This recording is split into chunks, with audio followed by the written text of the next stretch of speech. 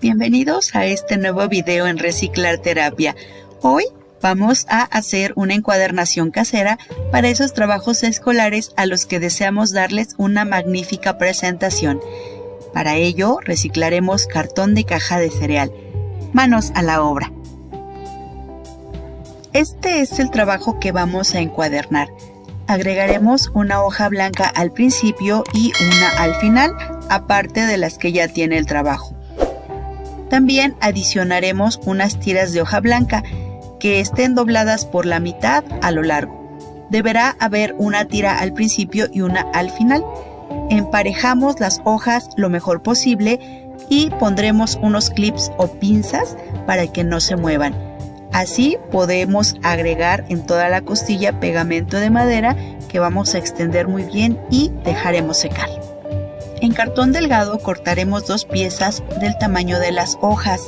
Yo les dejé 2 milímetros en lo alto y 1 en lo ancho extra.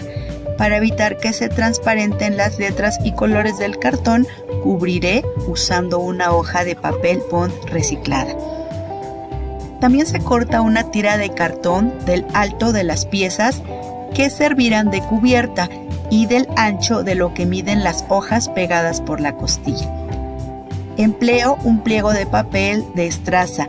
Yo reciclo los pliegos que me dan con las tortillas, pero puedes usar también una cartulina. Ahí pego las 3 piezas procurando que queden parejas tanto en la parte superior como en la inferior y que haya unos 2 milímetros de distancia entre cada cartón. Se cortan al tamaño y las esquinas se retiran para que quede bien forrado el cartón. Si usaste cartulina, al ser más gruesa es posible agregar pegamento de madera para que se fije al cartón. Como mi papel es delgado, utilizo pegamento en barra y de cualquier forma dejo secar con un poco de peso encima. Mientras tanto, trabajaré con las hojas. Las tiras de hoja que dejé voy a unirlas a la primera página. Uso pegamento en barra para ello.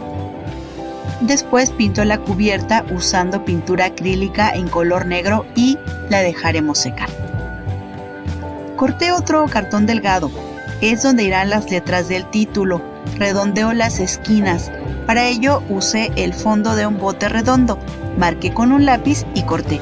A este cartón le marco unas líneas para simular tablas de madera, para ello uso un pincel con cerdas duras y un trozo de cartón. Es importante tomar muy poca pintura para efectuar este proceso. También agregué pintura usando un cepillo de dientes de cerdas duras y la apliqué en el mismo sentido que dejé las líneas que simulan las tablas. Así me dejará un aspecto más parecido al de la madera.